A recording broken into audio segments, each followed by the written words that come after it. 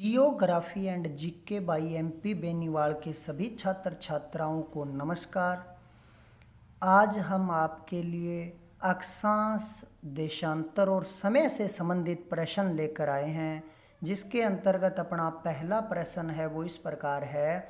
अंतरराष्ट्रीय तिथि रेखा जिस देशांतर रेखा के पास से गुजरती है वह है 0 डिग्री देशांतर, 150 डिग्री देशांतर, 180 डिग्री देशांतर, 82.5 डिग्री देशांतर। तो अगर अंतर्राष्ट्रीय तिथि रेखा की बात करते हैं, अंतर्राष्ट्रीय तिथि रेखा जो कि तिथि वार का निर्धारण करती है, जैसे सोमवार, मंगलवार या संडे मंडे का, तो उसका निर्धारण है वो अंतर्राष्ट्रीय तिथि रेखा से होता है। और अंतर्राष्ट्रीय तिथि रेखा है वो 180 डिग्री देशांतर से होकर गुजरती है, तो इसका सही ऑप्शन है वो है स। दूसरा प्रश्न, सारे देश की घड़ियां जिस मान्य समय के अनुसार चलती है उस समय को कहते हैं। भाई पूरे देश की घड़ियों की बात कर रहे हैं। पहला ऑप्शन है स्थानीय समय, दूसरा मध्यमान समय, तीसरा दृष्ट समय, चौथा है प्रामाणिक समय। स्थानीय समय किसी लोकल या विशेष एरिया के अंदर होता है जो सूर्य के अनुसार होता है, यानी कि धूप घड़ी के अनुसार जो समय होता है वो स्थानीय समय होता है। मध्यमान समय यानी समय को आगे पीछे करके जो माना जाता है उसे मध्यमान समय कहते हैं। दृष्ट समय जो सूर्य के सापेक्ष या लंबवती स्थिति के अनुसार होता है वो है दृष्ट समय होता है। और प्रामाणिक समय जो किसी देश के अंदर समय से संबंधित समस्याएं न हो उसके लिए कोई एक ही समय माना जाता है, उसे प्रामाणिक समय कहते हैं। तो सारे देश की घड़ियां है वो किस समय के अनुसार चलती है, वह समय होता है प्रामाणिक समय, यानी इसका सही उत्तर है वो है द। तीसरा प्रश्न, सबसे अधिक समय कटिबंध किस देश में है? ऑप्शन है वो इस प्रकार है, रूस, कनाडा, चीन और यूएसए। तो ये सारे ही चारों देश बड़े हैं, लेकिन सबसे अधिक समय कटिबंध की बात करें तो वह है रूस के अंदर। रूस में 11 समय कटिबंध है, कनाडा में 5 समय कटिबंध है, उसके बाद में यूएसए के अंदर 4 समय कटिबंध है।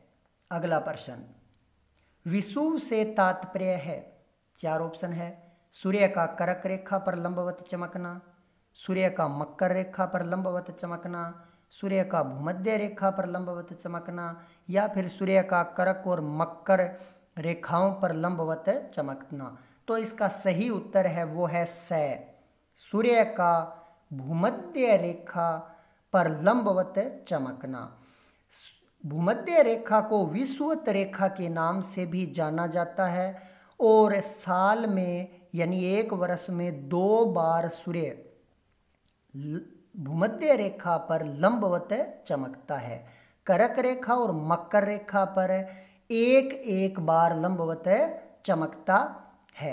कर्क रेखा पर अपने जब गर्मियों का समय होता है यानी कि जून के अंदर, और मकर रेखा पर अपने जब सर्दियों का समय होता है यानी कि दिसंबर में सीधा चमकता है। जबकि भूमध्य रेखा की बात करें तो इसके अंदर मार्च और सितंबर, इन 2 महीनों के अंदर सूर्य है वो लंबवत चमकता है।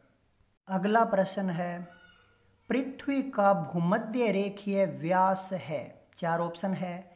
10,256 किलोमीटर, 12,756 किलोमीटर, 14,656 किलोमीटर और 16,556 किलोमीटर।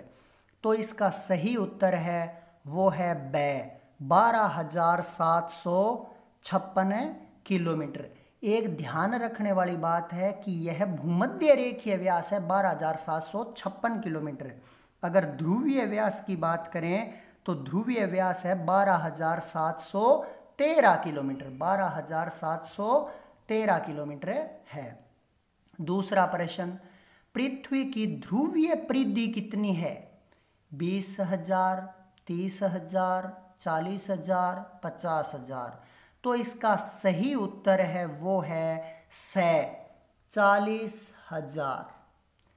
इसमें भी ध्यान रखने वाली बात है, अगर पृथ्वी की ध्रुवीय परिधि पूछे तो 40,000 उत्तर आएगा, और अगर भूमध्य रेखीय परिधि पूछे तो 40,077 आएगा, यानी 77 किलोमीटर की लंबाई है वो उसमें ज़्यादा है। तीसरा प्रश्न, पृथ्वी अपने अक्ष पर कितने डिग्री झुकी हुई है? 13.5 डिग्री, 23.5 डिग्री, 33.5 डिग्री, 44 डिग्री। तो इसमें ध्यान रखने वाली बात है कि पृथ्वी अपने अक्ष पर 23.5 डिग्री झुकी हुई है, यानी ऑप्शन नंबर ब है वो सही उत्तर है। अगला प्रश्न, मकर रेखा होती है 23.5 डिग्री उत्तरी अक्षांश, 66.5 डिग्री उत्तरी अक्षांश, 23.5 डिग्री दक्षिणी अक्षांश और 66.5 डिग्री दक्षिणी अक्षांश रेखा। तो चौथे का सही उत्तर है वो है 23.5 डिग्री दक्षिणी अक्षांश रेखा। मकर रेखा कौन सी है? 23.5 डिग्री दक्षिणी अक्षांश रेखा को मकर रेखा कहते हैं। पहला ऑप्शन था 23.5 डिग्री उत्तरी अक्षांश, इसे कर्क रेखा के नाम से जाना जाता है। 66.5 डिग्री उत्तरी अक्षांश को आर्कटिक रेखा के नाम से जाना जाता है और 66.5 डिग्री दक्षिणी अक्षांश रेखा को अंटार्कटिक रेखा के नाम से जाना जाता है। पांचवा प्रश्न, सभी अक्षांशों के मध्य दूरी कितनी होती है?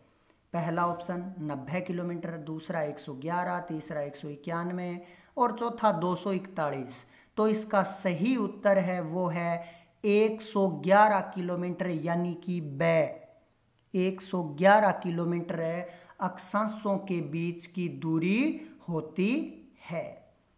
अगला प्रश्न, प्रधान मध्याह्न रेखा किसे कहा गया है? 4 रेखाओं के नाम है, भूमध्य रेखा, कर्क रेखा, मकर रेखा और ग्रीनविच रेखा। तो प्रधान मध्याह्न रेखा की अगर बात करें तो ध्यान रखने वाली बात है, प्रधान मध्याह्न रेखा है वो देशांतर रेखा से संबंधित है। तो भूमध्य रेखा, कर्क रेखा और मकर रेखा ये तो है अक्षांश रेखाएं, और ग्रीनविच रेखा है वो है देशांतर रेखा। तो इसका सही उत्तर है वो है ग्रीनविच रेखा। दूसरी बात, मध्याह्न जो रेखाएं हैं वो देशांतर रेखाएं होती है और ग्रीनविच रेखा एक देशांतर रेखा है जो अपने समय के बारे में बताती है। अगला प्रश्न, पृथ्वी को एक देशांतर घूमने में कितना समय लगता है? तो इसके 4 ऑप्शन इस प्रकार है, पहला 2 मिनट, दूसरा 3 मिनट, तीसरा 4 मिनट और चौथा 6 मिनट। तो पृथ्वी को देशांतर घूमने में जो समय लगता है वो है 4 मिनट, यानी कि एक देशांतर से दूसरे देशांतर पर जब सूर्य की किरणें लंबवत या सीधी पड़ती है तो 4 मिनट का समय लगता है।